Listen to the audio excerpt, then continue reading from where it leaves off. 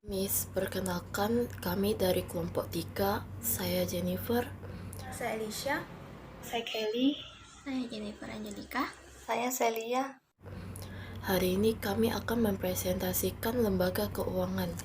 Pengertian lembaga keuangan. Lembaga keuangan adalah badan usaha yang menghimpun dana dari masyarakat, kemudian disalurkan untuk pendanaan proyek pembangunan atau kegiatan ekonomi agar memperoleh bunga dengan presentase dari besaran dana yang disalurkan tadi. Fungsi lembaga keuangan.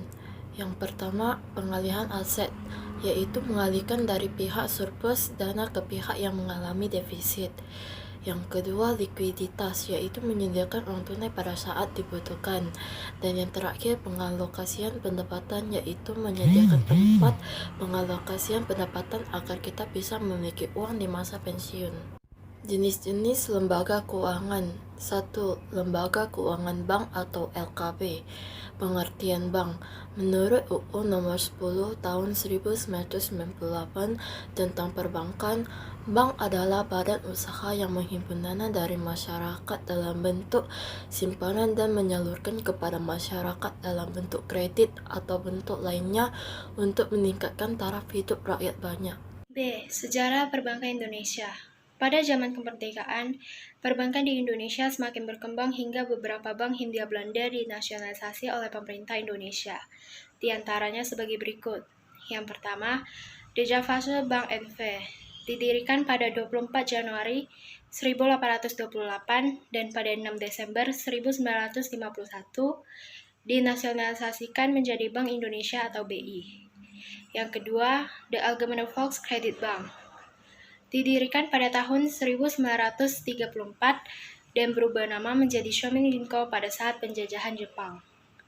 Dan pada 22 Februari 1946, bank ini dinasionalisasikan menjadi Bank Rakyat Indonesia atau BRI. Yang ketiga, The Postbar Bank, didirikan pada tahun 1897 dan menjadi Bank Tabungan Negara atau BTN pada tahun 1968. C. Asas, fungsi, dan tujuan. Yang pertama, asas perbankan Indonesia yaitu demokrasi ekonomi dengan menggunakan prinsip kehati-hatian.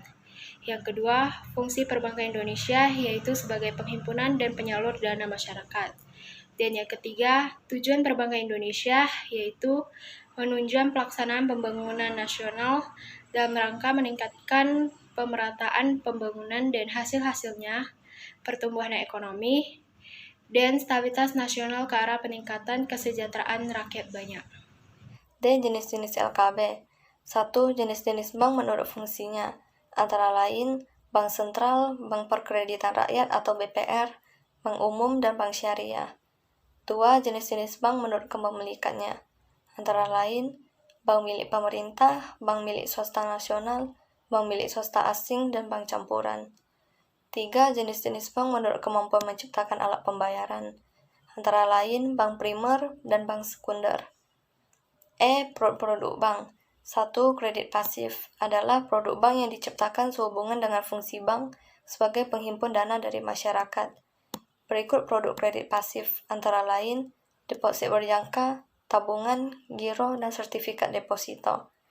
2. Kredit aktif adalah produk bank yang diciptakan dengan fungsi bank sebagai penyalur dana kepada masyarakat. Berikut produk kredit aktif. A. Pemberian kredit, antara lain kredit rekening koran, kredit reimburse, dan kredit aksep. B. Jual beli surat berharga. C. Penyertaan dalam perusahaan lain. Manfaat bank. 1. Masyarakat bisa menabung dan meminjam dari bank. 2. Uang yang disimpan masyarakat akan aman dari segala risiko dan memperoleh bunga. 3. Kegiatan menabung dapat melatih masyarakat untuk hidup hemat dan secara langsung membantu pihak lain yang memerlukan modal. 4. Pengusaha yang memerlukan dana untuk modal, usahanya dapat menerima pinjaman dari bank. 5.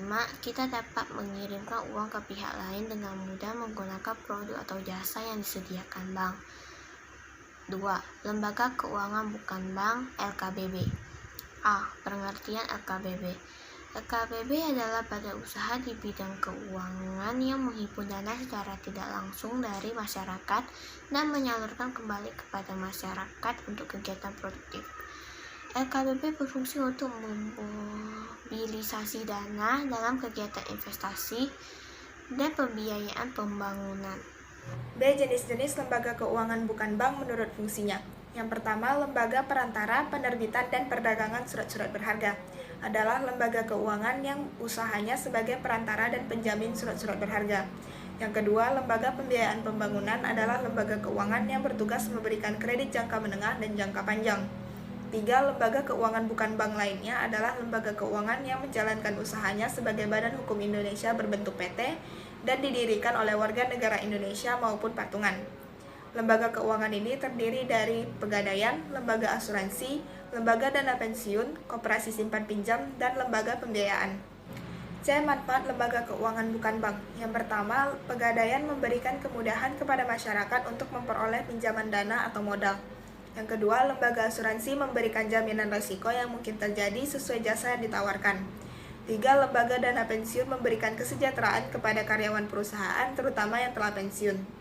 4. Koperasi memberikan manfaat kepada masyarakat dalam hal kebersamaan dan sisa hasil usaha. 5. Lembaga pembiayaan memberikan pinjaman kepada masyarakat dalam hal pendanaan kegiatan konsumsinya. Sekian presentasi dari kami. Bila ada kesalahan, kami mohon maaf. Terima kasih, Miss.